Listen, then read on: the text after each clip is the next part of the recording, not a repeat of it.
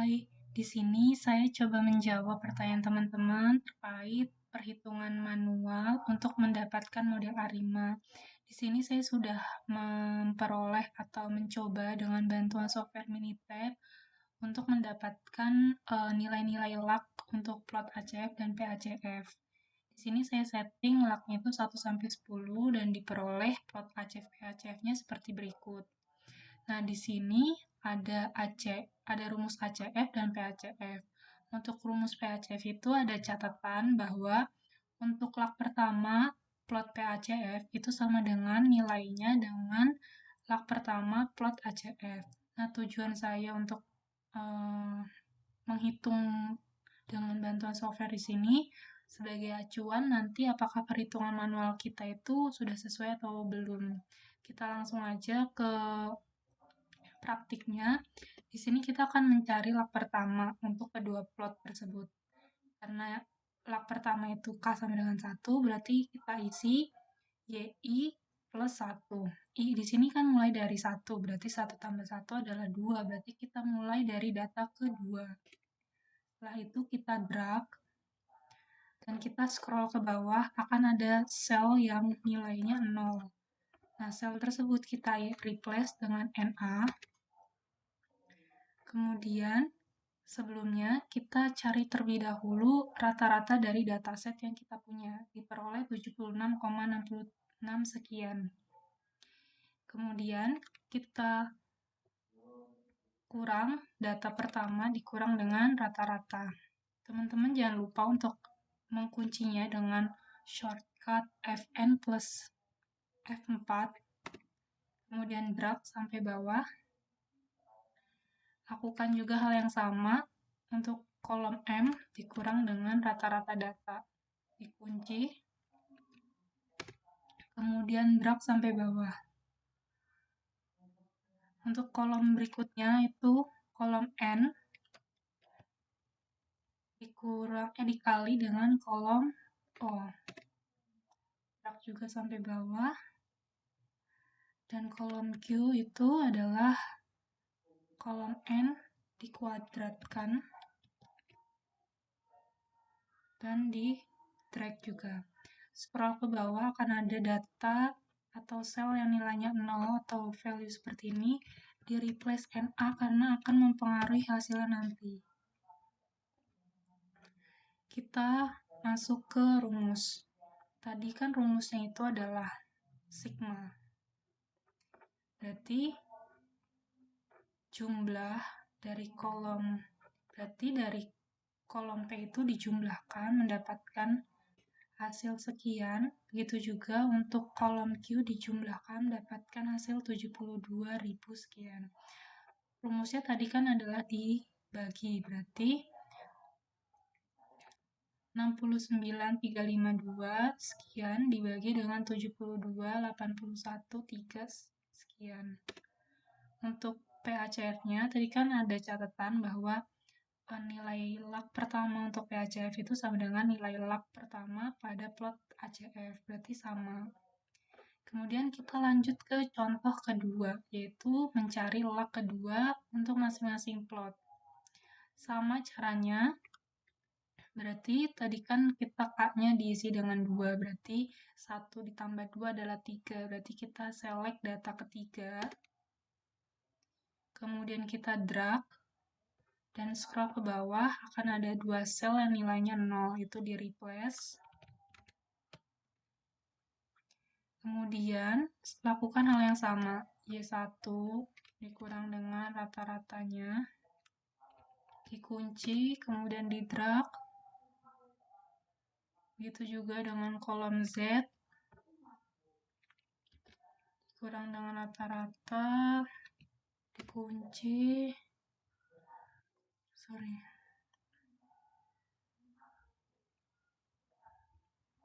kemudian ini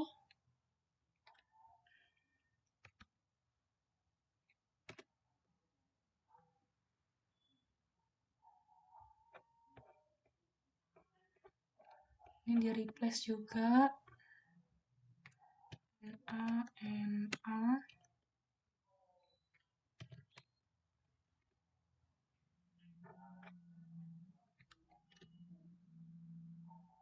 ini dikuadratkan. Oke, sudah selesai semuanya, kita masuk ke rumusnya mana tuh. Nah, untuk kita bahas satu-satu dulu ya. Untuk tadi kan udah diperoleh sum dari kolom AA, kemudian sum dari kolom AB. Diperoleh log kedua untuk plot ACF dengan lambangnya rho 2 adalah 0,87 sekian. Untuk log kedua PACF atau theta 22 itu dia pakai rumus ini, metode Cramer atau Charmer. Mungkin teman-teman bisa mempelajari secara mandiri ya, diperoleh rho 2 dikurangi rho 1 kuadrat dibagi 1 dikurang rho 1 kuadrat. Tadi kan P2 itu adalah log kedua ACF, kemudian dikurang dengan P1 itu berarti kan log pertama ACF dikuadratkan. Oke, saya zoom out sebentar.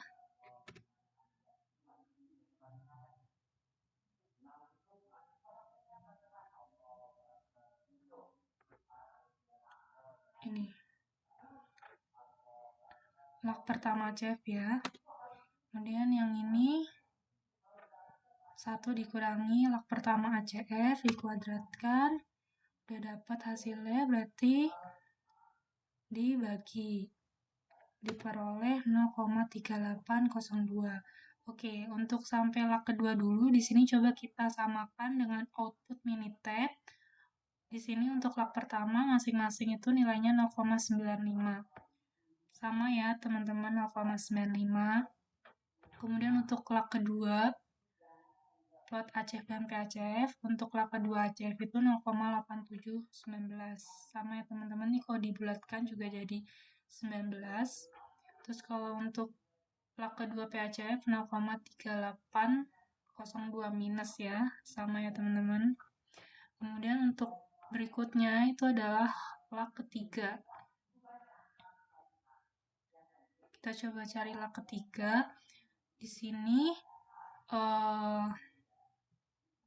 berarti kan kita ngambil data keempat karena 1 tambah 3 adalah 4, kemudian di drag kan ada sel yang kosong itu sebanyak 3 kali di replace. Kemudian lakukan hal yang sama untuk kolom AK dan AL dan juga sampai AN.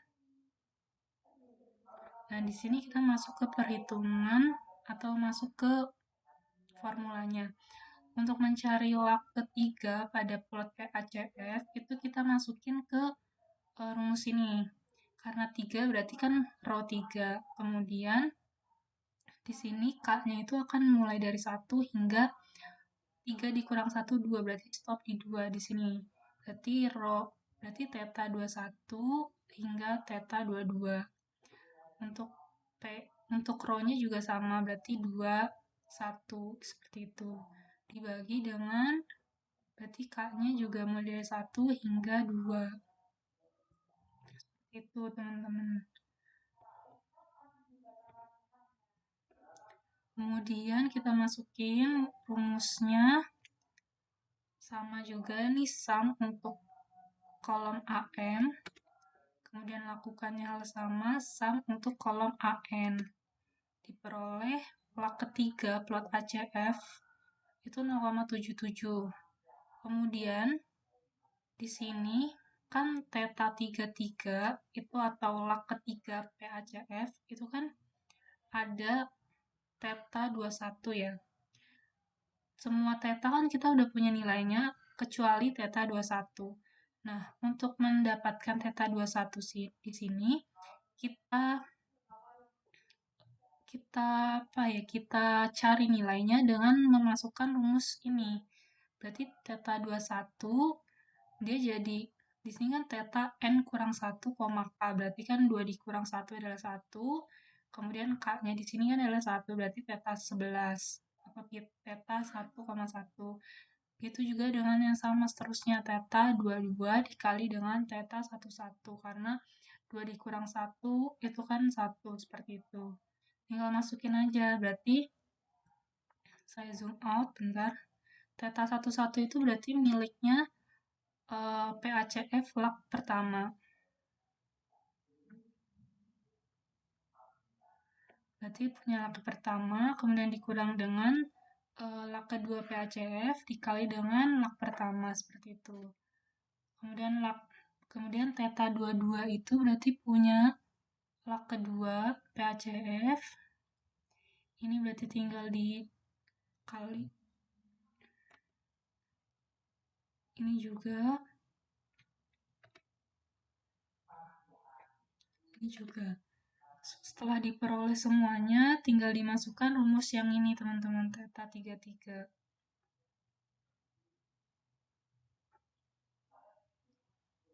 Tinggal dimasukkan, berarti rho 3 dikurang dengan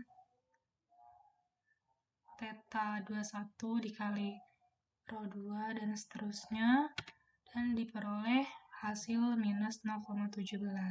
Coba kita cross check dengan output dari software Minitab. Untuk lak ketiga CF 0,77. Oke, udah sama. Dan untuk lak ketiga, lak ketiga PACF itu 0,17 minus 0,17. Udah sama ya teman-teman gitu.